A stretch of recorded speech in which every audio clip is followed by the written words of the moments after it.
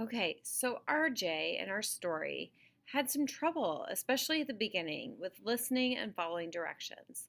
If RJ had listened and followed directions from the beginning, would he have had such a bad day?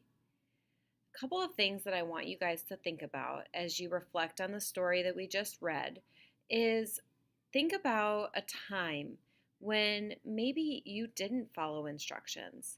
Maybe you had a really hard time um, doing what was asked of you in class. All right, so do you have that time in your mind? Can you think of a time when you didn't follow instructions? Maybe it was at home, even. Maybe it was something that mom or dad or grandma or grandpa told you to do and you didn't listen and didn't follow those instructions.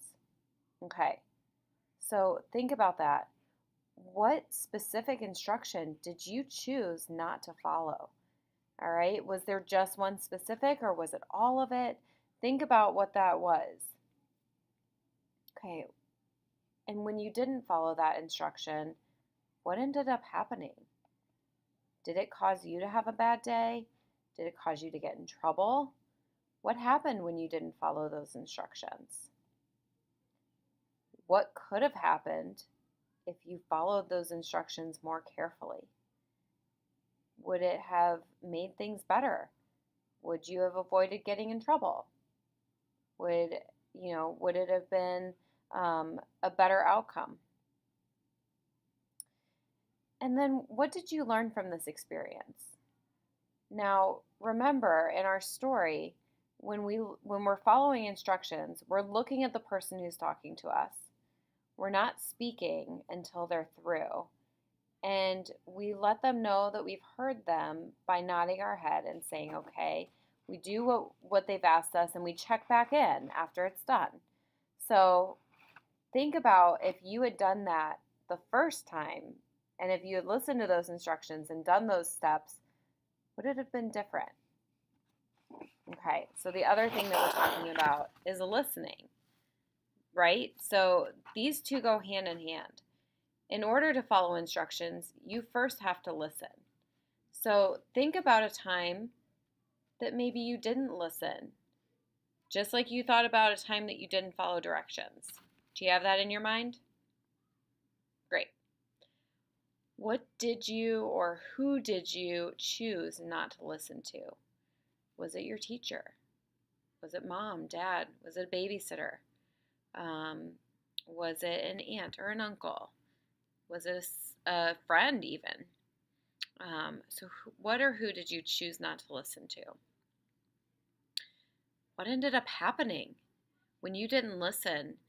Did it cause any issues or problems? What happened? Then what could have happened if you had listened more carefully? Would things have been better? Would it have been easier?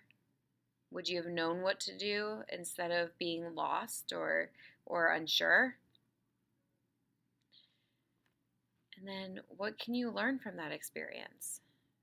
Remember our steps, looking at the person, making sure that you're using your active listening bodies. I know a lot of your teachers talk about that. Sitting still and not fidgeting with things around you, not getting distracted by what others are doing near you, keeping your focus on the person who's talking, making sure that you're not talking yourself, keeping your voice off so that you can hear what others are saying. Um, those are some important things. And it's sometimes really difficult to do when there's a lot of people around you in the classroom. But listening and following instructions, if you can work on those skills and do that, then it'll make your day at school and at home so much better because you will be able to follow and do what's being asked of you and understand what's being taught. And it makes for a great day, just like RJ ended up having at the end of our story when he did finally start following instructions and listening better. So he really turned his day around. And I bet you guys can do the same if you practice those good listening and following directions skills. So remember, when we listen and when we use our good active listening, we look right at the person who's talking. We don't speak until they're through. We show that we've heard what they're saying by nodding our head and saying okay. And then when we're talking about following instructions, we look right at the person. So that stays the same between both skills. We say okay to the person as soon as he's through.